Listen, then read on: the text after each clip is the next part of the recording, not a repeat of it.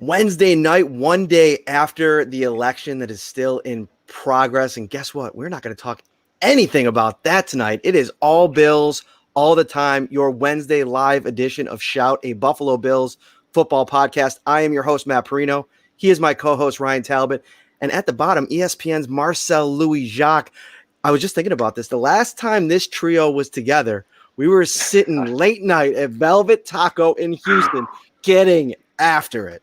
Oh, I remember trying to, coming to terms with the fact that if you don't know what Velvet Taco is, then you're going to have some explaining to do because it doesn't, I've had multiple people ask me what kind of establishment it is. I'm like, I swear it is an eatery, the finest tacos you're going to get in Central Texas. But, man, don't even remind me, man. I miss traveling. I miss Houston in general. Like, we ate pretty good that weekend. What was the highlight of that weekend? Because we also had some barbecue down there. There were some good spots. Ooh. Yeah, I was going to actually say the barbecue. I think we had a really good meal there at Killian's, right?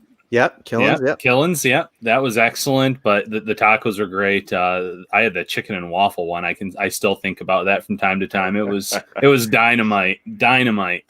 Like a sneaky contender is that food truck that we had in just the random block of, I don't even know how to describe it because we kind of stumbled upon it. It was like I had a Ferris wheel in there. Yeah, yeah, it looks like fun. Why not? What was that thing in the back? There was like I think there was some frisbee toss. There was a big a Beatles statue. Beatles statue, yeah. Like this was like I've never had that good a time in Houston. I'll admit it. Like I don't like Houston that much, but that single-handedly that trip changed my mind. Like I'm sold on it now. And by the way, the food truck was in a bar. We were just going to get a couple of drinks, and we saw the food truck kind of like in the back of the bar, inside. And we're just like, or maybe it was outside, and the bar was outside. I don't even remember, but it was. We might have been a couple in actually at that point, a couple of IPAs as well. So that was a fun time. Before we go down this road, let me just tell you that this Shout Football Podcast is brought to you by Tops Friendly Markets, your neighborhood store with more. And this is an interesting week in Bills land because I feel like over the course of the weekend there was kind of this momentum building towards Tuesday, which yes, of course, was election day, but it was also trade deadline day. And I think a lot of Bills fans were hoping that Brandon Beane could make a move, maybe shore up a position on the roster right at the deadline. They didn't do that. They added a couple pieces over the last couple of days in free agency. We'll get to that in a minute. But Marcel, let's start here with the trade deadline. Were you surprised that the Bills weren't able to get a move done or that they didn't make a move on Tuesday? Not really, because in the days leading up to the trade deadline, I'm trying to think of, a name that they're going after. And obviously Dalvin Tomlinson's name probably topped that list. So did Des McCain's. And once you saw the compensation for guys like King, guys like Carlos Dunlap, guys like Everson Griffin, you started to think, wow, that's not that expensive. Is Brandon Beane actually looking to make a deal? And when you think about the long-term implications of a guy that you're trading for, when you're trading, if you are a contender, you're a buyer, you're trading for somebody, you are either picking up a sizable contract or you're picking up somebody who's on the verge of a sizable contract. With the hit that next year's salary cap is expected to take, it's kind of a hard sell bringing in a contract like that when you still have guys that you need to take care of in-house. Guys like Matt Milano. I think with his injuries this year, I think especially with his injuries this year, he's proven that he's worthy of a big payday because this is not the same defense without him. So once you started to see the compensations for some of these guys, it made a little sense that, okay, maybe they're okay with standing pat right now. Maybe Sean McDermott is not just tossing us around when he says that he's confident in the guys in that locker room and he believes they have what it takes to win, because they just haven't been healthy all at the same time either. And could it also have been something with Brandon Beane not wanting to part with capital that he deemed to be too high? For instance, look at the Will Fuller situation with the Texans and the Packers. The Texans wanted a second-round pick for this receiver who really I don't think is worth a second-round pick. The Packers wouldn't get off the fourth. So maybe the Bills did make some calls, but they had that set price in mind. And if the other GM wasn't willing to kind of dance, maybe that also stopped Beane from making any kind of deals? I think that's entirely possible. Yeah. Obviously, Brandon Beane, he values his draft picks, and he's not just going to part with – I mean, you saw the type of caliber player it takes for him to part ways with draft picks now. You know, he's not doing it unless he gets a guy like Stephon Diggs back. He really likes his draft. He likes being able to develop his team like that because, like, you guys might not like to hear it, but this is Buffalo. It's not a premier free agent destination yet. Even as good as the team has been in recent years, you're not attracting the big names. You've got to be able to build through the draft here. So it is a tough sell, parting ways with high picks for players. But you know, ultimately, yeah, if he really wanted to get a deal done, I think that he probably would have found a way. But I'm a little convinced that they're waiting for this roster to get fully healthy because it's been at full strength, and that's Milano, that's Josh Norman, that's Levi Wallace, all in the same. They've been active in the same game for all of one defensive series, that first series of the game against the Raiders. Other than that, it's been kind of patchwork. So I think it's a case of, let's see. I think this can fix it. Like, maybe we don't need to fix anything. Maybe we just need to heal up. And I also think that this is, you know, kind of low key a statement about what they think the potential of this offense is, because, you know, the big holes that everybody's talking about outside of maybe tight end. I know a lot of people were talking about Evan Ingram going out and trading away assets for defensive pieces would mean that maybe you don't have the faith that this offense that was so spectacular in those first 4 weeks. And by the way, we're going to talk a little bit about this later, but you know, the Rams are the best defense in the NFL against the pass this season. And we all know what Josh Allen, this offense, did against that team. So I think that offense is still in there somewhere. I think that something's a little bit going on with Josh. I wonder about the shoulder. I also, you know, I think we've all talked about it. The loss of John Brown, a healthy John Brown in this offense has been very evident. And so I think if they can get back on track, and they have a couple matchups in the next couple of weeks where I think that maybe this offense can find a little bit of that mojo they had in the first month. Yeah, I think it's entirely within that realm of possibility. I think teams kind of started to figure it out, and that's just how this league works. Like, you're not going to be able to do the same thing that makes you successful for 16 games without a team eventually throwing a counter at you. And we saw a counter. We saw the Titans throw it at them. We saw the Chiefs throw it at them. We saw the Jets do their absolute best. And I think that he's got potential. This offense still has potential. It still has the pieces as long as they're healthy. And he is willing to keep taking his checkdowns and keep staying patient in his reads, then yeah, this still has the potential to be an explosive offense. Marcel, if Zach Moss and Devin Singletary can replicate the success that they had last week, how much would that help Josh Allen in that deep passing game? Because then the defenses that are kind of playing that deep ball are going to have to kind of come in because of the success that they're having on the ground. Yeah, it activates the play action. It activates the short passing game as well, and or the deep passing game as well. And it gives them something to lean on, because you can't be so one-dimensional in this league that you've only got one way to efficiently move the ball. And I mean, they couldn't move the ball at all. They couldn't run it at all against Tennessee. You just kind of wonder, how different would this game would be if Devin Singletary could have gotten anything going at the line of scrimmage, if that offensive line could have gotten any push, and if the onus wasn't solely on Josh Allen in his passing game to make something happen. And I think that it started to come together against the Jets, and that in the second half, that's probably about as balanced as we have seen the Bills offense in 2020. So more of the same against the Patriots in Week 8. It's an encouraging sign, but the Seahawks are kind of a different breed. They're the 8th ranked run defense in the NFL right now. And the Bills have had trouble taking advantage of their easy matchups of teams like Tennessee, teams like New York, teams like New England. We've seen them kind of start to take advantage of New England and New York, but Kansas City wasn't anything special against the run either, and they couldn't get anything going on the ground. So I'm still a little hesitant to believe that they're going to find the same type of success against a proven run unit. But luckily, that Seahawks pass defense is historically bad right now. So I don't know if they're going to have to force the issue there.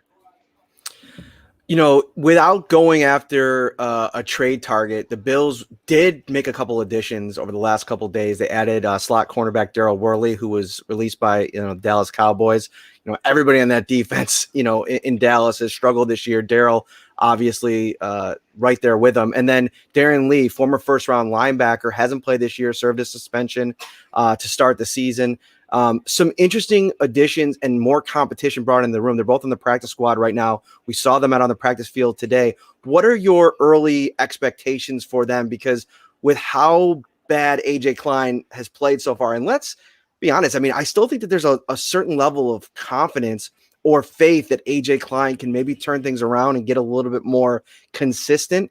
I don't know if I have that same confidence that the coaching staff seems to have, but Darron Lee is a guy that has done it in this league, not at a super high level, but I think any type of upgrade you can get over Klein at this point would be ideal.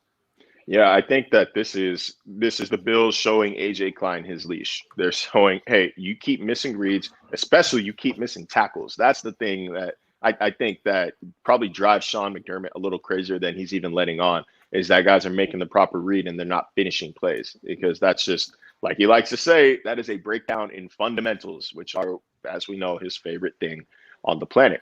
So I think Darron Lee is showing AJ Klein his leash, and the same goes with Worley and Taron Johnson, because Taron Johnson has struggled covering slot receivers this year, and teams are going to take notice once they get fully healthy. If they start to play at that same level or flirt with the same level as last year, teams are going to be looking for any weakness they can find, and right now that has been against slot receivers. So it is a wake up call to both players. I don't know if I expect an immediate impact. Particularly from Worley. You can understand why Darron Lee wasn't on a roster given his off the field problems, but Daryl Worley was cut by an already horrific defense. So you kind of start to worry about, okay, does he have it? Is he going to be the next reclamation project here? Because it's still to be determined whether that strategy is working out with players like AJ Klein, with players like Josh Norman. Mario Addison's been fine, but I mean, you're 1 for 3 there. And it kind of makes you wonder a bit, but obviously there's a lot of trust within the organization from Sean McDermott and Brandon Beane with Daryl Worley. So I think they expect him to come in here, take in that system, integrate himself into the locker room, and hopefully make an impact. Because I mean, let's face it, they need the depth right now at cornerback. John Brown didn't practice today. He practiced all last week. He was full go. He played in the game. And then afterwards, after we watched, him kind of struggle out there a little bit, Josh Allen said, yeah, he's still dealing with it. He's still fighting through it. Doesn't practice today, putting his status for Sunday in doubt. And, maybe he does come back and practice. Maybe he does play, but obviously that knee is still bothering him. We'll find out how much as the week goes on. But, I know, Ryan knows, every week people are in our mentions about Duke Williams. And I'm wondering, if John Brown's in a place where he really can't be effective, do you maybe consider, in a game of this magnitude, and I know that they've done this before and went to the Duke Williams card in a big game, do you maybe see how he matches up with Stephon Diggs in a one-off against a really bad pass defense to add another dynamic? Because right now, I mean, Gabriel Davis, as good as he was early on, when John Brown hasn't been effective or hasn't been there, it seems like Gabriel Davis has struggled to kind of really ascend in that number 2 role. The more I think about it, now that you bring it up, I could see Duke Williams thriving in kind of a zone buster role. They try to slide him in as a go-to target, as a de facto number 1 receiver in that Houston game. And he just wasn't beating defenders downfield.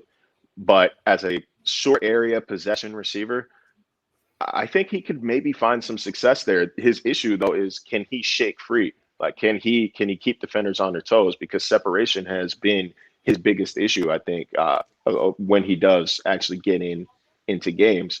But, somebody has to step up, because John Brown, even when he does try to tough through it, he's been a non-factor. We got to call it what it is. He's been a non-factor statistically over the past 3-4 games. I mean, 0 catches in multiple games. If it wasn't for that 21-yard screen at the end of the Patriots game, he would have had another goose egg on the board. And this offense just isn't the same when he is not a threat to make an impact. They need that out of him, or at least somebody. Big laundry list of an injury report today, and we're going to get into that. We got banged up Bills, our guy Kyle Trimble coming up at the end to talk about some of those. But one thing I wanted to cover with you before we move on is the dynamic of this offensive line. We saw John Feliciano come in, kind of, really set the tone for this offensive line that at different times of the season has struggled. I think they've been a really good pass protecting unit all season for the most part, but that run game got going. You could tell that nastiness was back. I mean, John Feliciano played so well that Ike Bucker had himself a nice little game. So I think that maybe he could be back in play, but we saw today a limited practice from Cody Ford, which is a really great sign. I think with how well John Feliciano played, you have the luxury that, you don't have to rush Mitch Morse back, who may be in the third stage of the concussion protocol of 5. We'll get into that later. But I think John Feliciano, we've seen him over his career play really well in that center position. Yeah, and well, I don't think they can. Even if they wanted to, they can't rush Mitch Morse back. That is the concussion is it's not like a sprained ankle or wrist. I'll let banged up Bills get into it, but they might not have a choice but to play John Feliciano at center. But if you can get him and you can get Cody Ford, those are the maulers of this offensive line. That's where the energy, that's where the nastiness comes from, is those two. And I think it's probably one thing that Buffalo is really disappointed that they haven't been able to see so far is having Cody Ford and having John Feliciano at guards, because I think with the way that Deion Dawkins has played, with the way Daryl Williams is playing, they have the makings of a really good offensive line, and we just haven't been able to see that so far out of them. But if you're the type of guy who can slide into a position like center, that's your quarterback of the offensive line right there. If you can slide into an important position like that in your first game back, when you took what did Sean say, 0.0 snaps in practice at that position, and you can go in there and you can make your teammates better, that is a invaluable quality in any player, not just an offensive lineman. So I think getting John Feliciano back, that's probably the best injury news that this team has had, all season. And that's including Tremaine Edmonds and Matt Milano. Before they slid John Feliciano over to the center, they had Ryan Bates in there for a little while, and he was pulled after one series where the Bills actually ran the ball really well, and there was some speculation that maybe it's because he wasn't used to taking those shotgun snaps. So with Mitch Morse in the concussion protocol, even if you are feeling really good about Feliciano at center, should the Bills start working with Bates on those shotgun snaps? Because you never know what's going to happen on a week-to-week basis in this league. I think that I wouldn't be surprised if they do. I think it's probably best to hedge your bet there. And that's also a reason why Ryan Bates is on this roster. They love his position flexibility. He can play inside, he can play outside, and he can play center. So you've got to get him up to speed. I don't know if he has already been taking snaps at center prior to last week, but basically anybody who should be, because as of right now, Ryan Bates is your backup center, and he's got to be ready at the drop of the hat. All right, we're moving right along. I see some comments in here about questions in during the podcast. That's the beauty of live podcasting. If you have a question and I like it, we will definitely answer it. Or Ryan likes it. So let's talk about this Patriots game and your biggest takeaway. I thought that obviously the run game was really good. I thought they did a good job against the run in the first half. Obviously, as the game wore on, the Patriots got that thing going. But you knew that I kind of thought that they were going to do it because they are so one-dimensional as an offense right now. So I wasn't super surprised with that. But from your vantage point, 24-21, what was your biggest takeaway from that game? There's apparently a visible floor when it comes to this pass defense. As much as it struggled against Tennessee and in parts against Kansas City, they haven't been torn apart by teams that they shouldn't be torn apart by. And I think that would have been time to break the glass and hit the panic button. If guys like offenses like Cam Newton's and the Patriots and the Jets, if they could have really effectively moved the ball through the air like that hot knife through butter, that's when you say, okay, there's a problem. Defense is broken. Trade everybody. Everything's up for grabs. So I think that they've hit their rock bottom as far as a pass defense goes, but also just how real, and this might just be me being the new guy in the area, but how real I think the mental block is that the Patriots represent. Man, there's no reason on paper that should have been a 24-21 game. And it doesn't matter. I don't care what people are saying. I don't care. The biggest explanation seems to be it's the Patriots. And that kind of bolsters my point that these guys it's more than a on paper matchup. It's more than the X's and O's when it comes to this team. And so getting over that hump, I think it's so huge. It's so huge. And Sean McDermott, there's been some cracks in his armor this year, when he's let a little emotion out. And I appreciate that, Sean. If you see it, let it out a little more, man. Everybody's gonna feel better.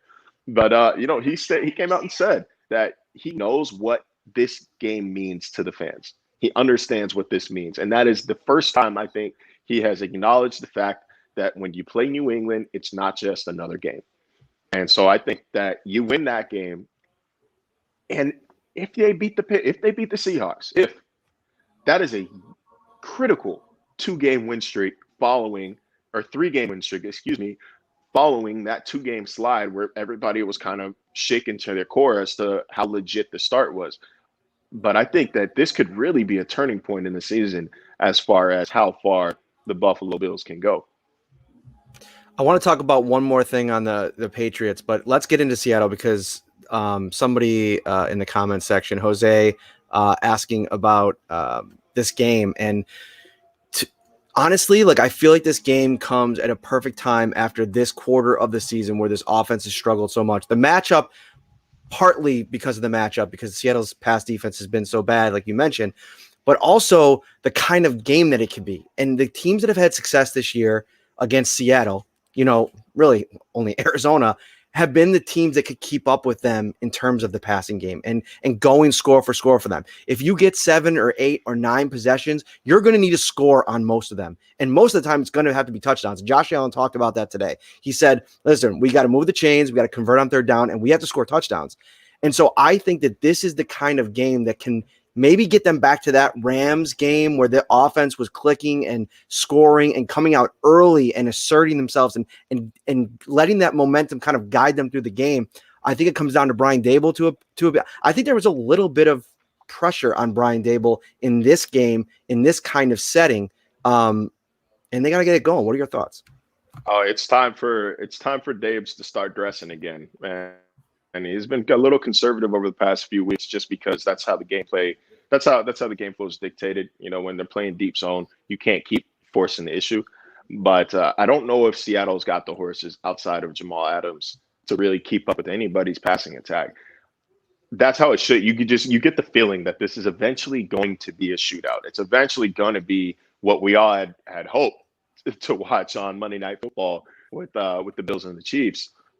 But the thing that, the recurring theme today, especially from Sean McDermott, that is catching my attention, the fact that they really want to keep the ball out of Russell Wilson's hands. And it sounds like that's going to be a priority when it comes to building this game plan. So I wouldn't be shocked. I know we discussed that the Seahawks defense, run defense, is one of the best in the league. I wouldn't be shocked if the Bills try to force the issue anyways, though. Just try to establish that run early on in the game and establish that ball controlling and control time of possession, win that battle, because you put the ball in Russell Wilson's hands too many times, you're going to get burned. Like, this guy is probably the league's MVP right now. And they're averaging 35 points a game for a reason. And, so you got to do whatever it takes. And if that means winding play clocks down, if that means running the ball when you can, short passes and staying in bounds, I don't know. I just, early on, at least, until it becomes clear that, okay, this is a shootout, we have to start taking shots. I just wouldn't be surprised if we saw a conservative, ball control oriented offense out of Buffalo at the beginning of the game. And when the Seahawks are on the field, what's the best course of action for the Bills to slow them down, considering they have DK Metcalf on one side, Tyler Lockett on the other, and Buffalo's cornerback play has been quite the issue this year? Don't get beat deep. I think when you look at Tyler Lockett, you look at DK Metcalf, I mean, both of them are guys who, if you give them the ball, with space around the line of scrimmage, they can make something happen. You saw that long touchdown run DK Metcalf had last week. But the fact remains, you can't get beat deep, because if Russ is able to stretch the field, if he's got DK streaking and it turns into a jump ball situation, I don't know if there's anybody, not just on this roster, I don't think there's many people in the league who are beating that man in a jump ball. So, luckily they do have what I like to call a deep ball deterrent in Jordan Poyer and Micah Hyde, if Micah Hyde is healthy enough to play, of course. But I think that they've got the personnel, especially if Levi Wallace is healthy. They have the personnel in the secondary to kind of negate those deep passes and to game plan around it. I mean, we saw that's really a bread and butter of the Kansas City Chiefs offense. And I don't know if they took any shots at all downfield other than that long third down play to kind of ice the game at the end there. That they didn't take any real shots at Tyreek Hill nor to Mecole Hardman. So they've got the minds, they've got the horses to do it.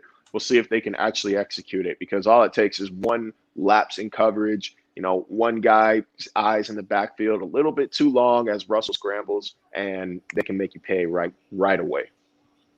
I think Levi Wallace is a guy that a lot of fans are going to have their eyes on this week, because I think, pressure's on everybody in that secondary, but really the corners. You mentioned that DK Metcalf run after the catch. If you don't tackle well against this team, they're going to absolutely destroy you. And that's one of the areas where I feel like the Bills have struggled, the most. And we mentioned AJ Klein, but even Tremaine Edmonds at times, especially dealing with that shoulder, Matt Milano in the harness and not looking 100% when he's even out there.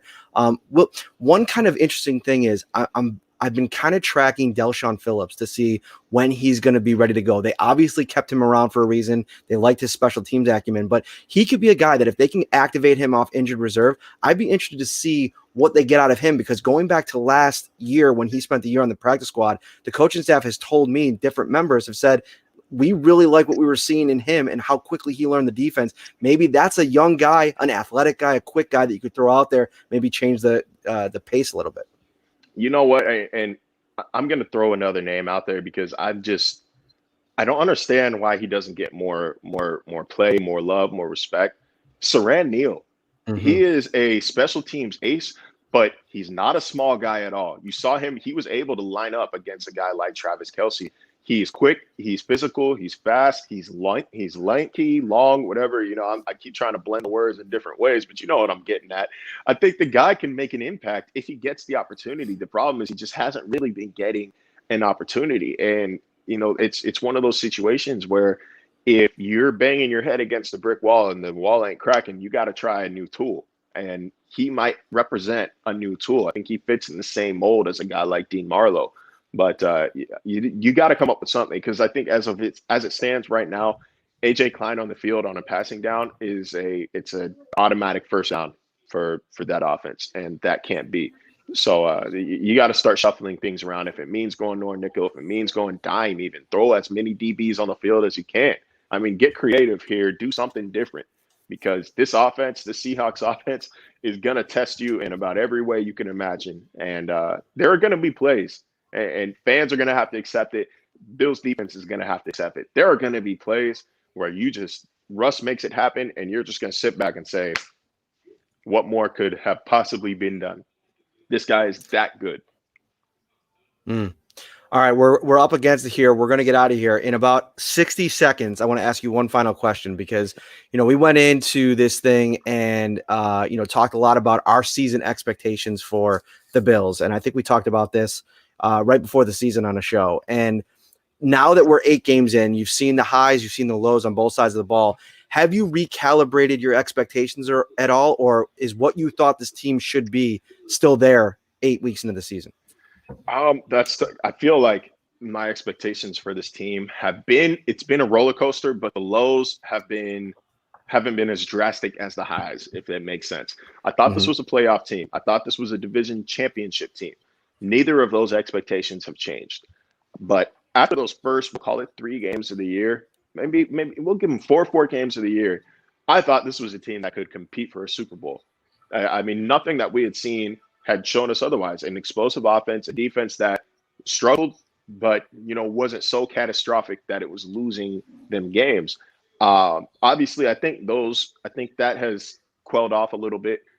I still think they could it depends on how the playoff seeding lines up, but they can win a playoff game. And if they win a playoff game, then they can make it to the conference championship round, and then anything can happen. But I'm not as bullish on them competing for a Super Bowl as I think I once was. Obviously, a lot of time for that to change, but just need to see more from this defense, because if they show even just a shade of what they were last season, I mean, could you imagine the last year's defense with this year's offense? It's a scary sight, and I don't think people want to hear that about Buffalo right now. Marcel Louis-Jacques from ESPN, my friend, thank you so much. I'll probably see you at the office, spot coffee in the morning after we check in. We turned that into our little, our humble home away from home. That's it. I'm about ready for them to welcome me in, to welcome us in. Like I want them to say, hey, you want the usual here. Like, it's been enough times. I feel like, I go to Remedy House down here. And they know who I am by now just because I go there so much that they got the breakfast sandwich waiting when I pull the car up. So it's, I feel like we're getting to that point here at Spot Coffee that, they can have our iced coffee and a water and breakfast wrap just ready to go. Sean's a big Spot Coffee guy too, so we'll have to ask him on Friday if they know his order, and we'll have to just take it up with management. All right, brother. Thanks so much. See you tomorrow. Of course. Thanks for having me on. Later, man. All right, we're going to get to our next guest, Jerry Sullivan, in one moment here, but we are first going to do a word from our sponsor. Ready for football? Tops is with ready-to-serve fan favorites everyone will cheer for. Delicious family or party packs like pizza, sliders, fried chicken, barbecue, or beef on weck, starting at only $4 per serving. Perfect for game day and any day. Only at Tops. All right, we got him off the golf course. Yeah. Jerry Sullivan, my man, how are you? I'm pretty good. Struggle today. Courses are playing longer, and for old guys, well, you don't need to hear me complain. No roll. Spend half the day cleaning dirt off my ball. Good to see Marcel on there, by the way. Yes, he is an elite member of the Buffalo media. And, contrary to popular belief, I would say that you are as well, sir. And I'm so thankful for you joining us, taking a little time tonight. First things first, let's get to the real business. Did you accept my trade offer yet in the fantasy league? You haven't resubmitted it, have you? I did. I resubmitted it. I'm waiting with bated breath here all afternoon. You know me. I'm not exactly Mr. Technology. I did not see a renewed offer with Jackson in it because I'm ready to accept that. All right, beautiful. Rod whining and Joe B. Joe B took it to me. I needed a big day from Mike Evans and Tom Brady yesterday. They didn't give it to me, so now I'm moving on from Mike Evans, and we got. I'm ready to take him off your hands. Considering Beautiful. I'm being offered a Fulgham, Javad's making him out to be the next Lance Allworth. I mean, I don't know if you guys remember Lance Allworth. I'm sure. I remember him. Chargers, right? A lot show my age, but I think having been around, having fought with Thurman Thomas and Polian and those people, I still have something to add. Something to contribute here, and it's good to be a little bit relevant. That's why I appreciate you having me on here. I tweet off the games. I write the column once a week for the Gazette, and hey, I think to be alive. Yeah, we'll talk a little bit about this in a minute, because I think that in 2020 we've really lost, an understanding of what journalism roles are. You know what I mean? Traditional journalism roles, the beat reporter, the columnist, they've all kind of meshed together, and I think that for you, I think that there's like a portion of social media, and we used to talk about this all the time. The Jerry Sullivan show on 1270 every day. I got to be on it every Wednesday. It was a real highlight of my week, and I enjoyed our conversations. And I think people need more of that side of you, because the daily discussion and conversation that you generate, I think I appreciate it. But let's start before we get to that. Let's get to this tweet during the Jets game. Oh, there we go. That's where I want to start off. So, what did you say during the Jets game? I think early in that game, Darnold threw his only good pass of the day, and I believe I said I've been saying from the start Darnold's a better passer than Josh Allen, and he showed it there. So I guess people crushing me for that. And look, Twitter, I've learned, I've been on it 9 years. There are times you overreact, and I've been saying for years that the NFL invites overreaction. However, there are times where I think that a lot of people are better pure passers than Josh Allen. I don't think that he's perceived by a lot of people as a great pure passer. Now, Darnold's his own special, pot of mess or whatever you want to call it in that situation. But I still think Darnold has a chance. But was I saying that he's a better football player than Josh Allen? No. I mean, I've said on my radio show, Josh Allen's a different model of NFL quarterback. The standard for the NFL quarterback has changed, and he's part of that. Do I think Darnold at times looks like a better pure passer than Lamar Jackson?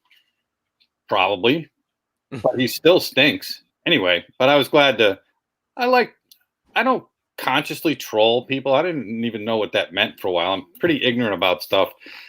But I guess that qualifies. Sometimes I'll say stuff and people think Sully's just trying to get us all pissed off. And I'm glad to provide that service, frankly. So what do you think about Josh Allen now in year 3, though, in terms of his development as a passer?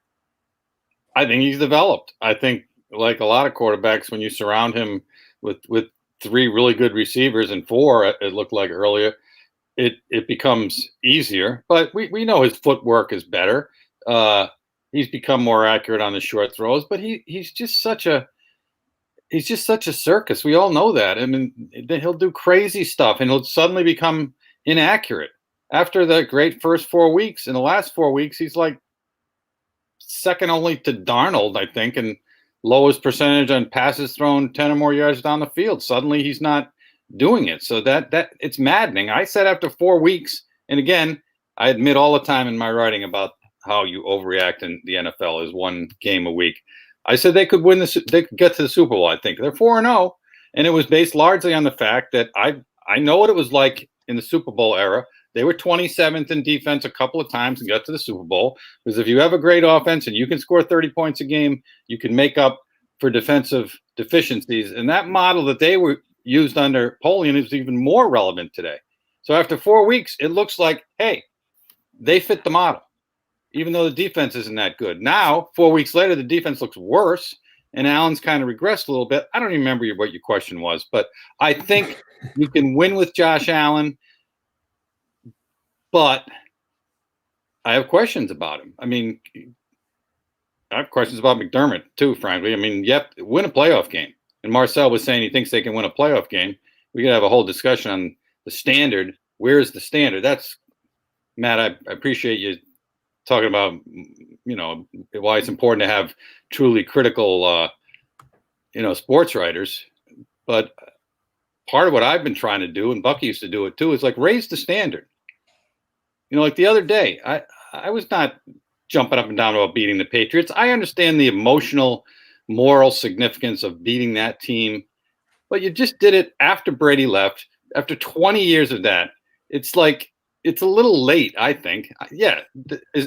Has the torch been passed? Maybe. But the Patriots aren't the standard anymore, people.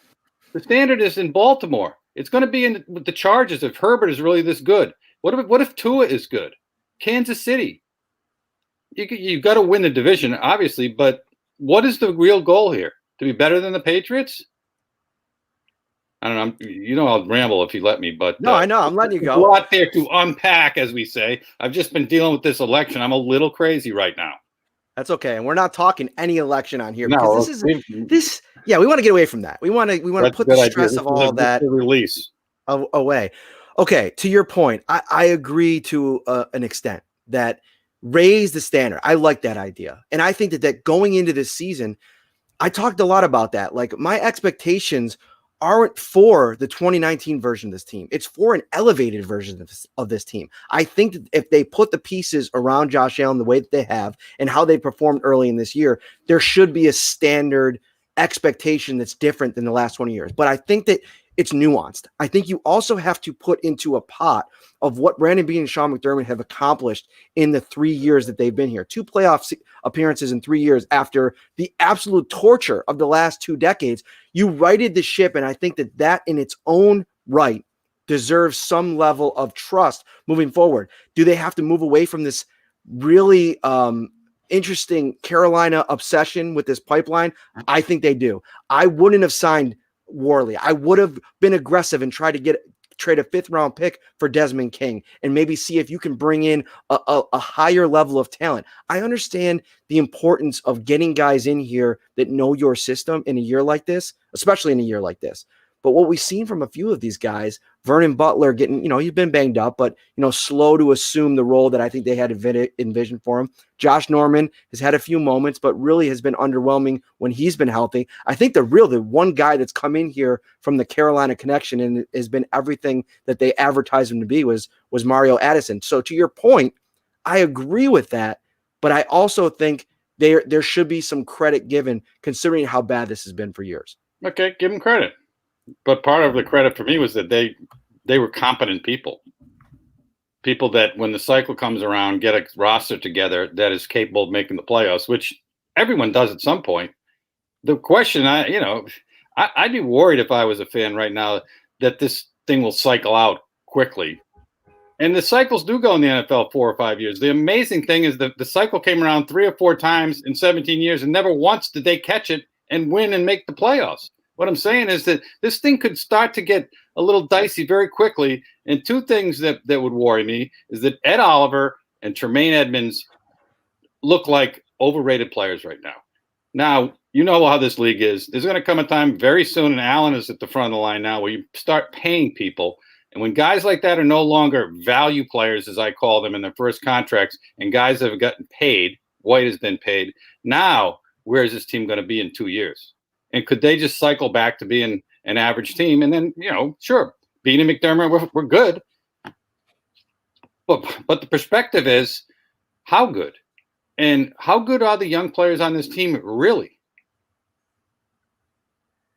Yeah, no. You think Tremaine Edmonds is going to be a perennial Pro Bowler? You think Ed Oliver is top half of the league at his position right now? No. And but I also think that there's AFC quarterbacks. I'm not sure Al would go top 6. Ooh, so that's the premise. And I'm playing the skeptic. I would take Josh Allen. I would take Josh Allen. Want to draft quarterbacks? I'd put Herbert ahead of him right now if I was starting right now. I'm sure. I think he's going to be a better quarterback than Josh Allen. I'll start with him. Then you Lamar Jackson. Then Mahomes. I still think Watson's better. And you better help Tua isn't great. All right? I'd take Josh Allen over Lamar Jackson. He's had a better season so far. They're very similar seasons. And Lamar Jackson has been, we've talked about this on your show, he's not done anything in the playoffs yet. And he's been really bad in the playoffs. And really, there's only one guy in this league, maybe, Deshaun Watson, you can put him into the mix in the AFC, that has been that standard bearer where week in and week out, even the bad games are still good. And that's Patrick Mahomes. Everybody else, I'm still waiting for the tape to come around on Justin Herbert. I remember, people forget about Justin Herbert. He was the consensus #1 pick going into last year's college football season. And then the Tua stuff happened. Joe Burrow had the year that he's had. And to your point, I do think that Herbert and Burrow are looking like, at this point, they're looking like hits. They're looking like, slam dunks that they're going to be good. But I think that we've also seen from Josh Allen now, what I like about Josh is that he is the modern version of the quarterback now. He can do both things. What I want to see from him is it become more natural attacking teams with both versions of himself. I feel like he's either got it going throwing the ball or he's got it going running the ball. I want to see those two things sync up, and that's partly on Brian Daboll too, I think, as well. And I think he's still going to get better. And I will agree. And I lived through the Kelly era when people want to run him out of town. That the guy in your own town, you tend to be the most critical of. That's natural. Although fans, on the other hand, tend to be more forgiving. But if you're watching Lamar Jackson in Baltimore, you've got a lot of these same questions. That while he's the new model of the quarterback, is he a good enough passer? And can he win playoff games? Same questions. And yeah, sure, we don't know if Herbert or Burrow, if they're going to be able to win playoff games and get better. So, the track that Allen is on has been moving up pretty steadily. That's why the last 3-4 weeks have been a little. He hasn't been bad. A lot of this has been circumstantial, and they did run the ball well the other day, but he's slipped back a little bit. But look at the standard. Maybe the mistake, and I made it after 4 weeks. 31 points a game. There he is. He's the Peyton Manning type quarterback that you didn't even need a good defense to win with him. That's 4 games. Peyton Manning, Brady, Rodgers, those guys did it for 10 years. So maybe it's like, wait a minute, give him time. Maybe next year or later this year, he's able to do it more consistently, but give him time. You can overreact to the good and the bad, I guess is what I'm saying. When you have Josh Allen, who gives you such a wide array of good and bad, how do you not overreact? But it's also, he makes it fun, does he not? Sorry, I'm losing my voice. No, I agree. No, yeah, he has made it fun. Going back to something you said about expectations, what is the bare minimum that you would consider this season to be a success? Is it win the AFC East and a playoff game? Is it just get into the playoffs and win a game, or does it have to be a combination of the two? I say win a playoff game. It's hard to see them not winning the AFC East. So I guess if they fall to 9-7 and the Dolphins pass them and then they win as a wild card, would that be considered success? I think you have to win in the playoffs, and I think McDermott needs it too. And I think it was Matt Fairburn looked it up. Of every head coach in the league who was hired before him or the same year, he's the only one who hasn't won a playoff game. Now, it's a somewhat esoteric stat, but on the other hand, win a playoff game. He did not distinguish himself in that Houston game last year, and neither did the quarterback. It was, to me, it was almost like the first playoff game. The first playoff team was a total fluke. It was the worst offensive. It was the worst statistical playoff team in NFL history. I think you could prove that if you took time. I give him credit, and I give McDermott a lot of credit, and that's where I would have hope right now about this team, because it seems he and Frazier, at some horrific defensive moments, pulled it together for this team. They know how to coach defense, and I guess fans better hope that's the case, because if this defense keeps playing like this, they're gonna get run over by a lot of teams. When you're sitting at the bar, and I'm talking to the audience at this point, and you got a couple guys to your left, couple, guys, girls, whoever you're watching the game with, and somebody likes a team, somebody likes a player, whatever. You start talking during the game, exchanging unpleasantries as it can go. Just think Jerry Sullivan is one of those guys at the bar. And I think one of the biggest misconceptions about you is that, while you did mention trolling and all that kind of stuff, you're always willing to, have a good laugh about it and have an exchange with a fan. I think one of the things we do, and this is societal too, but we have this overreaction in like nobody can question anything if it disagrees or if it's different than what we think. And I think that's just, it's not a good way to, have discourse and arrive at, the point of conversation to begin with is to share ideas and to share different. And yeah, I get it. Sometimes it can be overwhelming to see over and over again, seeming like negative takes. But I think that sometimes that's the only takes you're looking at. So I wanted to bring Jerry on here because I haven't seen him in a while and wanted to say hi. And I actually, going back to my, journalism roots, always read Jerry, as a Bills fan growing up. I always thought that, there was a level of, truth seeking to his reporting that, he held people responsible. And this is going back to the Super Bowl years when you want to talk about expectations and standards. Everything was elevated in that time. And you needed that in that time more than, now this is almost like a newborn baby that is still learning to step for the first time. That's what the Bills Mafia is. This version of Bills Mafia has never had sustained playoff success. So it's just a different thing. But I just think I wanted to bring you on because I think more people should give you a chance. Yeah, I would go back to your comment about at the bar, which I haven't been able to be at the bar much lately because when they're open, I get a little nervous. I'm older. But I often said, I thought of myself as kind of a focus around which people could, form their own opinions through me. Like, because I'm paid to have opinions, I spend more time looking up Pro Football Reference or records or I'm paid to have opinions that are informed about the Bills and sports. And then I like to think some guy would go to a bar and sometimes repeat my opinions or question was, hey, did you hear Sully said this? And then they could have their discussion. That's a healthy thing. And if they hated me for something I said, that's fine too. But I like to think I was, I wrote and I commentated for the good fans who wanted that. I grew up in Boston. You ever go to Boston, listen to the radio, and you would think all the teams, suck. They're talking about, I go there and they're talking about the Patriots and the Red Sox, and they're calling up and trade this guy, ripping this guy. I go, what? This is like in Buffalo. They're like praising the team and they're 4-8. It's like backwards.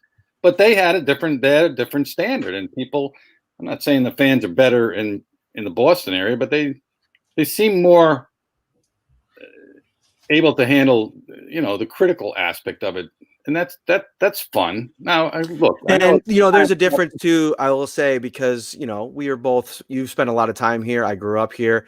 There is a sense of people just bagging on Buffalo, and I think that kind of plays into that whole thing. It's this constant defense mechanism that comes out, and it goes further than sports. I mean, I think people goes to the Tom Brady stuff. One of the reasons why Tom Brady is so hated in this town is because of the, some of the slights that people perceived over the years. And so I think that's why it's like, all right, we take all this hate for the city. why do we got to take this hate on the team too? We know they've been bad for 17 years. And so I think that's at least where it comes from a little bit. Yeah, I think that made it a little tougher for me to come in Boston, Rhode Island, New England background, and having been in New York City, clashing with Rick Pitino and the like, and then coming into Buffalo and like, whoa, who's this guy? And it just seemed second nature to me to do those type of things. I do remember when a guy named Chuck Dickerson came on the radio in Buffalo. I don't know if you guys remember him. I do. And he was killing the Bills. And I told people, people in this town have been waiting for years for someone to just come in and start laying people out. And it was almost a Trumpian type thing, like he became a cult. But like I thought there was a bit of an opening in Buffalo for real critical sports writing. But I thought it was a little soft in town at that point. So here I walk into the 4 Super Bowl teams. I remember Polian wanting to kill me and half the players at times. But the standard was higher. And when they had a team that, again, they had some bad defenses, they had some bad secondaries, the no punt game, I mean, they get shredded. And I wrote that one of the cornerbacks couldn't cover a saucepan. This is a funny story. So I hear a couple of days later, Vic Carucci calls me and goes, you know what? I was in the shower and my wife calls me out and says it's Bill Polian on the phone. And he's funny when he describes it. He's dripping wet. He gets the phone and he goes, and Polian starts yelling at you about that saucepan thing. I said, well, Bill, why don't you call him? But so that's right in the middle of going to 4 Super Bowls. So, but they deserve the criticism, and it's all relative. Even when you're good, there's probably some things you could do better. I used to criticize Polian for not making the moves necessary to make that defense better. And maybe they would have won a Super Bowl if he'd done a little more. So I think a good fan always wants their team and their management to make the team better. And we could talk about what happened and didn't happen yesterday. They didn't make this team better. So is your sports columnist, a raving maniac because he criticizes them when they're good for not being better? I'll tell you what, it's real easy for 17 years to criticize them because they sucked every year. All right. So we got to wrap this up. We're going to get you back on again. We'll talk more about this team this season. Follow him on Twitter @by Jerry Sullivan. Give him a follow. Give the relationship a little chance and room to grow. I think you'll be surprised. Shout out in the comments. Have you done the Rico report for Buffalo Fanatics? Rico, have you done his show yet? I have not done his show. That's the show I want to see. I want to see Rico and Jerry get down. He said he's a big fan. He said you always keep it real. Really? So I'm making a connection here. Rico, Jerry Sullivan. I want to see that on the Rico report one of these weeks. I think that'll be fire stuff. I'm an open book, as I said. I love doing this stuff. I love still being relevant, and I'm very happy to see you doing this and having ads. What a concept.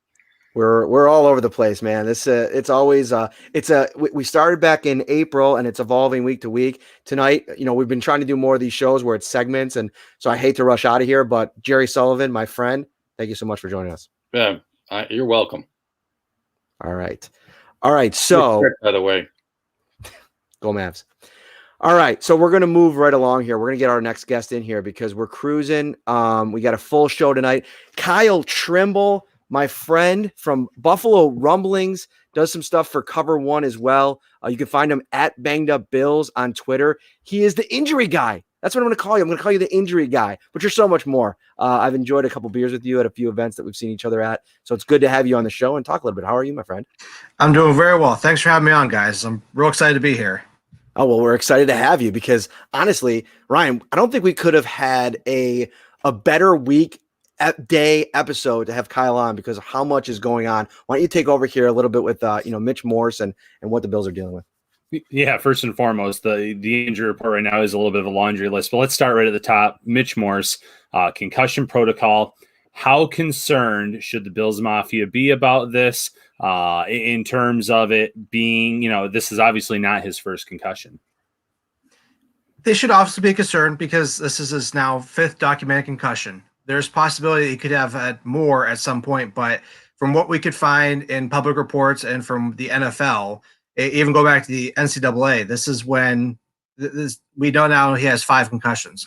So we know that the more concussions you have, the greater risk you're going to have with future concussions. That's what they found with different literature, including an article from 2003 that I had published in my most recent article up at bangedupbills.com. So we know that once you have one concussion, that increases your risk and kind of has a tidal effect, if you will. You just see more and more happen, but it's not linear where you can see it go all the way up there. So they're obviously concerned, but we did see him out of practice today. Now, he was off to the sidelines. He was working with the trainers. That tells me he's at least at stage 2, which stage 2 says you're at least back at baseline, which is a good sign from him. We saw last year when he suffered his concussion in the preseason, he was out for the entire month, and that he was even close to coming back. Now, we knew that while you're in concussion protocol, you don't have to speak to the media, and they knew with his previous concussion history that they didn't want to rush things at all. So I questioned at the time whether they were trying to stretch things out to make sure, hey, we'll make sure he's ready for the regular season, and we don't want him getting peppered by the media constantly. But the fact that he's out there, 3 days after this hit that took him out after 3 plays, and he's at least working off on the sidelines is a good thing. I don't know that he's going to play on Sunday based off of that. We see concussions on average take about 10 days to return. However, the fact that he's out there and he's not hidden away in the team facility is an excellent sign. Let's switch up to the defensive side of the ball for a minute here, and great stuff on Mitch. And I think that they're, I was talking a little bit about it with Marcel. They're in a situation right now with how well John Feliciano played that I would err on the side of caution and take your time with Mitch. But on the other side of the ball, they have Matt Milano back in the mix. He's played the last 2 games, 19 snaps against the Jets, 15 again last week against the Patriots. He's on a pitch count. He's wearing a harness. I tweeted out something, an observation that I had on the one tackle where he kind of got spun around. It looked like he couldn't get his arm up. I thought it might be because of how it feels, but you corrected it and basically said it's probably because of the harness that he's wearing. He's not able to get the full range of motion.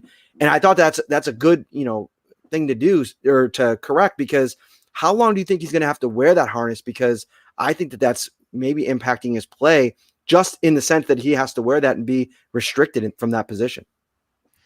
It's hard to say because we don't know how severe the tear is. Obviously, it's not severe enough that it requires surgery. So let's keep that in mind. But he's now, a month out from the injury. Grade 2s can take 3 to 6 weeks, sometimes longer based on what the literature says. That could also change if he has a re-injury to the area or if he's just not feeling right. He still wants to protect the area. So ideally, you'd want to sit out and make sure you're 100%. But that's just not how the NFL is. And those guys want to get back out there and play. And you mentioned John Feliciano earlier.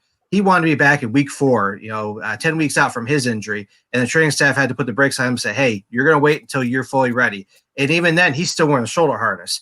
So going back to Milano, we don't know how long he's going to wear it, because they might say, let's just make sure you protect this and get through to the end of the season and you're ready for the playoffs. Because last thing you want to do is saying, hey, I'm good to go, I'm ready. And then he tries to tackle another guy and being unlucky, he injures the shoulder again, or excuse me, the chest again. So I could see him ditching it after the bye week. However, I could also see him saying, let's not mess around with this. You're in contract year. Wear that sucker until you know you're 100% healthy and that you can play effectively without it. You kind of answered the follow-up here. Would the Bills be better off holding him out until the bye week or even longer if that meant having him hit 100% late in the regular season, then obviously potentially for a playoff game? Or do you think that this current approach is safe enough as is? I think the current approach is safe as is. I went through the literature and looked, and the article's up at Buffalo Rumblings if you want to read my reasoning behind that. They mentioned week to week. We know that when Sean McDermott says that, they're looking at 1 to 2 weeks, potentially more, for those injuries. And the literature supported that he would be out for at least 2 weeks, which he was, but we still see him just not coming back 100%. Sure, you always want to keep him out, but like I said, they always want to get back out there and play. They want to earn their keep, and he's going to want to show why he's out there. So, yeah, hindsight, you probably would have set him out maybe a game or 2 longer, but, it's just like trying to hold back a rabid dog. Eventually, they're going to break free and get out and do what they need to do. So then you mentioned the pitch count there, too. I went back and looked right before I came on. There was a thing about 12 third down plays that the Patriots had, and we want to see him play more in pass coverage because he can get out there and maybe knock a guy out of bounds, or maybe he can get assistance with a tackle. But when we saw Rex Burkhead and he tried squaring up with him and he got beat badly because Burkhead just juked around him and he just didn't have the range of motion available on the right arm to even get out because the strap restricted him. That's why he's on that pitch count. It's not that he can't tackle anybody. It's just because those kind of injuries was how he injured everything in the first place with Josh Jacobs. He tried squaring up with him. Jacobs went around him, and the injury occurred because the arm was contracting. Jacobs was going the other way. It puts the muscle into eccentric contraction, which is lengthening the muscle under tension, causing the strain in the first place. So they want to avoid those scenarios again, and playing in pass coverage allows him to be effective and have coverage, but less likely to be forced in that position where he could suffer re-injury. Okay, I'm going to continue. I'm going to switch on now to Vernon Butler. Okay. Obviously, the Bills have been missing him a little bit. Groin injury. He was out there today in a limited capacity. You know, what's the timeline there with Vernon Butler in terms of getting him back out there on that defensive line? The timeline, it's hard to say because we didn't really see when he injured it in the Jets game. That's probably one of the frustrating things with some of these injuries. They pop up on the when's the injury report, and I'm thinking, wait, when did this happen? Because you look at the snap counts and they rotate in and out. So sometimes not that definitive point said this is what happens or this is when it happened, and we can kind of gauge on how severe it was. So the fact that he's practicing limited today is usually a good sign. You could potentially see him sit out another week if he's limited the rest of the week and be questionable on Friday, but there's potential that he could come back too. The problem with groin injuries, and this goes for really any position, is that groin is going to be vital for pretty much every hip function. There's parts of the groin that help you with hip flexion, moving forward, running, sprinting. There's other parts that really help you with driving your leg forward. So if he's trying to engage his block or shed it, he's pushing forward. There's that lateral movement going side to side. There's that lateral medial rotation. So let's say you have to turn and pivot. The running back's coming in that running lane against you. You have to make sure you turn quickly.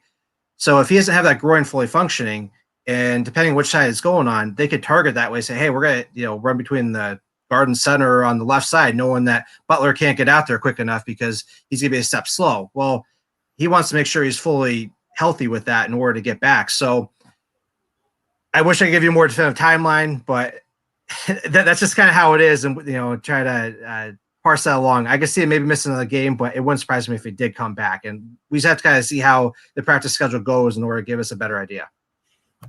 That sounds good. It was a pretty big laundry list that you mentioned when the injury report came out. You were like, oh man, I got my work cut out for me this week. And, again, like you mentioned, Thursday's a big day. We'll learn more tomorrow, and then we'll see who's actually still out of practice on Friday. But let me ask you this. From what you saw of the guys that we have not talked about yet, where's your biggest concern lie on the rest of this injury report? How much time do we have here? I mean, but 30 seconds. 30 seconds there. Looking back at the injury list here, it just, I can't even quite say what's going on here. I mean, looking at everything here, we mentioned Brown. Everybody's getting a lot of questions about him. I think he just continued to be banged up, but he's been practicing in full. He's off today, but I'd lean toward him still playing. He just has a lot of little injuries that are accumulating up over time.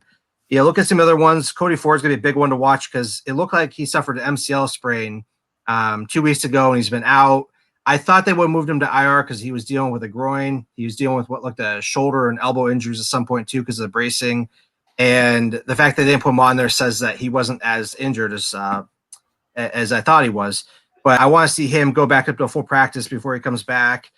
Look at some of the other ones. Quentin Jefferson, he's getting older. He has a knee. I'm curious about TJ Yeldon because he doesn't play a whole lot, but he has a back injury. But that's kind of just more curiosity.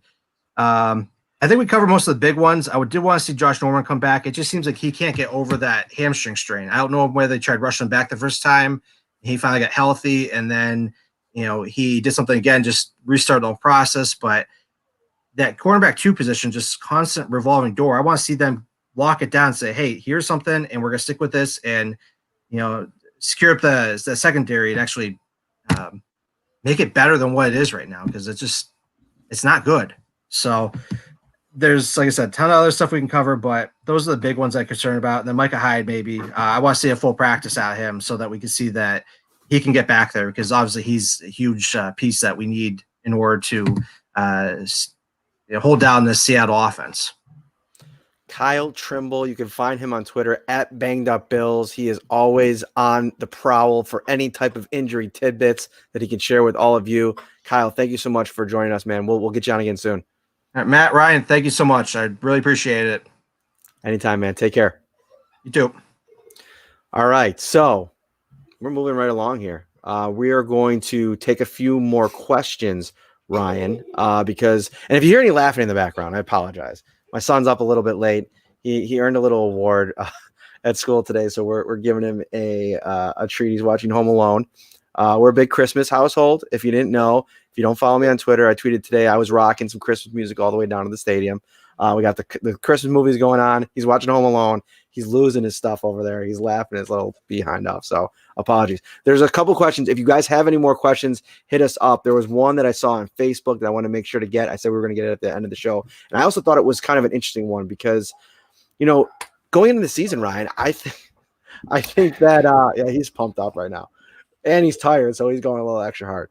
Going into the season, I think we had some expectations for this tight end room, in terms of how they can get involved.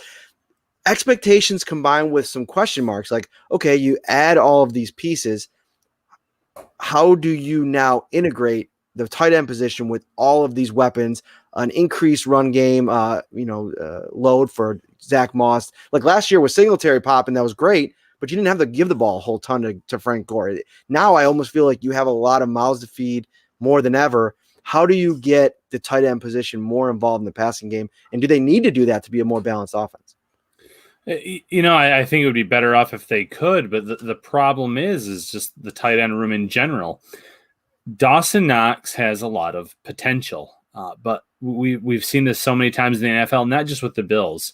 Potential doesn't always develop into reliability, and he still could end up being a great tight end. Do not get me wrong. But maybe expectations were a little bit too high here in year two. He wasn't utilized much in college. He was a raw athlete kind of coming out of Ole Miss. The Bills obviously loved what he did at the combine, loved how he tested off the charts, liked how he fit in onto this team. But we've seen flashes, but we have not seen sustained high-quality play from him. And hopefully that comes with time when he comes back, when he's out there on the field again. But I am going to say that maybe our expectations are a little high for him. And part of that problem, too, was Josh Allen this offseason saying, I think he's going to be a top 10 tight end in this league when he appeared on Mark Sanchez's podcast. He went as far as to say that. And, yeah, that's one teammate saying that about another. But I think that a lot of fans thought, well, if you have John Brown and Stephon Diggs out there, you're going to have Dawson Knox in the middle of that field running free with that athleticism. But we still haven't seen enough there. Tyler Kroft is reliable, and it's good to have a reliable target. You can throw him the ball 4 to 5 times. He's going to usually catch it 4 to 5 times, but he might not do anything too flashy with it. Reggie Gilliam, he's a little bit of an unknown. He's kind of a half fullback, tight end hybrid. And then you have Lee Smith. When Lee Smith plays, he's essentially an extra offensive lineman. So I think it would be nice to utilize the tight end room more. I think that's why a lot of fans are saying, hey, let's get Evan Ingram in here at the trade deadline, because even though he's also been inconsistent throughout his career, there's been more flashes. There's been more hits there. So I get it, but I just don't know if maybe right now we have the personnel to make that more of a prominent role for this team in 2020. All right, I want to run through a couple of these here quickly, and then I'll bring up this one that I see at the bottom for both of us to discuss. Somebody mentions on YouTube, when are you going to get Ty Dunn in? We've been working on that. We had some scheduling conflicts, and actually I was going to reach out to him about tonight. Jerry got back to me, so we didn't make that work. I'm hoping to get him on at some point. Tyler is a beacon of knowledge when it comes to the NFL. So getting him on here to talk not only Bills, but NFL will be great. We're still working on that. Don't give up. We'll get Ty Dunn in here this season at some point. Cody Ford coming back. He was at practice today. He was limited. That's a big update for that offensive line, especially if Mitch Morse needs to miss some time. If they can get Cody Ford back in the mix, maybe that'll allow you to bench Brian Winters, who played better last week, playing next to John Feliciano. But I think that, obviously they want to continue to get, reps and games for Cody Ford. So we'll see if he can return this week. John Brown, when will you be fully healthy? That's anybody's guess at this point. Do we sign Dontari Poe, who the Dallas Cowboys released? He's taking some time off. We mentioned this on the podcast a few times. He's going to kind of, get back to the drawing board, get his body right, and then maybe he could be an option, late season option for a team. All right, Home Alone is a classic. You're darn right. The Bills seem to struggle setting the edge this year, Ryan. Has it been a defensive end issue or a linebacker issue? In a few of the games that I've seen, I thought it was a defensive end issue where maybe they were trying to cave the pocket. They were using some spin moves, and once they sold out and went on the inside, that freed up the quarterbacks to run outside of the tackles. But I'm not the X's and O's guy. I do think it was more of the defensive end position. And just one more thing about Dontari Poe. I think that he makes a ton of sense for the Bills when he is right, when he is healthy, because not just for the Bills maybe needing that one technique, Poe's going to want to come back and reestablish his value because he'll be a free agent in 2021. So he's going to want to go somewhere that he's familiar with. And he may not be familiar with Sean McDermott or Leslie Frazier, but he's played under Eric Washington. And he played quite well with him. So I think the Bills will be on his short list of teams that he would come back and play with this year. So if that one technique position continues to be up and down or inconsistent, don't be surprised if the Bills do eventually end up adding him. But Matt, going back to that question, what do you think the issue's been in terms of the edge, defensive end or linebacker?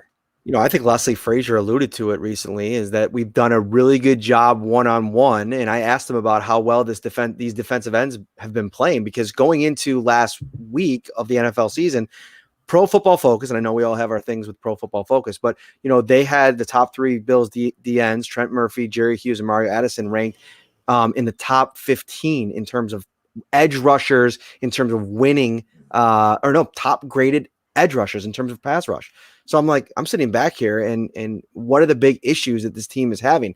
A lot of times they're winning their one-on-ones, but they're winning them so well that they fail to maintain their gap and hold the edge on the outside. And that's when you see a lot of quarterbacks. Patrick Mahomes did it. Scoot on the outside, make a play on the run. And when you playing some of these quarterbacks like Russell Wilson, and I saw another question in the questions or in the comments, how many points do the Bills have to score this week to beat the Seattle Seahawks? They may have to score 40. We've been talking about a couple shootouts this season. We've seen a couple shootouts. I think that you could characterize that Rams game, even though it was a heavy dose of the Bills offense early, it turned into a shootout. I think the Bills have to go into this game prepared to score 40. And it's funny, Josh Allen said that they do that every week.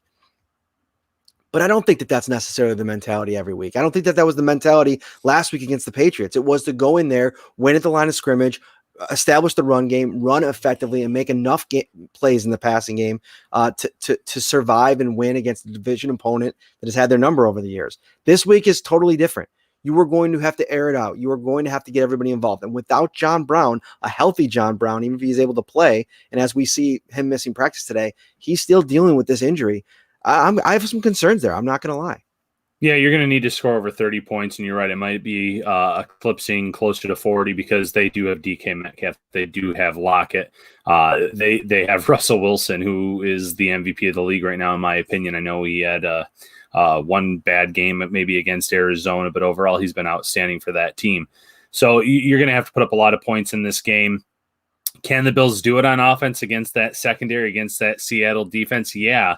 But the Bills need to find that balance as well, because you want to keep Russell Wilson off the field. So you do have to see more of the run game this week, just like, maybe not as heavy as last week, but you have to see Zach Moss and Devin Singletary pick up where they left off, because they were both effective runners last week in John Feliciano's return. So get them involved, control the clock, but then obviously take those shots. And I know Jamal Adams is back this week for Seattle, so he will add a little bit to that secondary.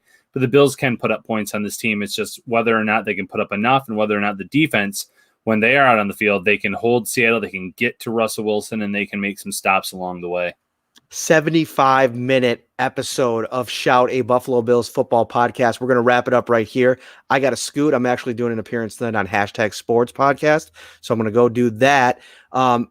Thank you so much for watching live. We love that you guys participate. We love doing these Q&As. A couple people were talking about in the comments, If you ever feel like your questions aren't being answered, and we try to scroll through and do the best that we can, but we got 3 platforms that are kind of popping up and it gets difficult, DM us before the show on Wednesday. If you know you have a question that you want us to talk about, DM me on Twitter, Ryan on Twitter. Both of our DMs are open and we will answer them. And in the meantime, in between shows, find us on the audio platforms. Subscribe, rate, review. It really helps us out. Plus, you can get the show after the fact. If you didn't see the full live edition or you just want to listen to it back, we'll have it for you. I'm not sure yet on the preview episode. We'll keep you posted. We may not have one this week. I got to figure some things out. But thank you so much for watching. Ryan, final thought. Final thoughts. The Bills are sitting right where they want to be at the midway point of the season at 6-2. This is a huge opportunity, though, this weekend, I should say, to pick up a win that maybe a lot of people are not expecting. But this is the thing about the Bills. Every year, it's, hey, they're beating the teams they're supposed to. When are they going to finally beat an actual contender? Here's your opportunity. You knock off Seattle, and all of a sudden, team analysts, experts are going to be talking about the Bills the way they were after the first 4 weeks of the season. Keep it locked on to all of our networks here on YouTube, Facebook, Twitter, our Twitter accounts. We will announce if we do have a preview show. Maybe it might even be Saturday. I don't know. I got to talk to my wife. We haven't gotten that far yet. My son's having surgery tomorrow, so the next couple of days are kind of up in the air. Thank you so much for watching. He's Ryan Talbot. I am Matt Perino. This is the Shout Football Podcast. Find all of our Bills coverage over at Syracuse.com and NewYorkUpstate.com. Have a great night, guys. Ready for football? With every game a home game, Tops is ready for you with its TV a Day giveaway. For 6 weeks, every day you shop is a new chance to win a massive 70-inch 4K TV. Shop Tops for the best deals in town.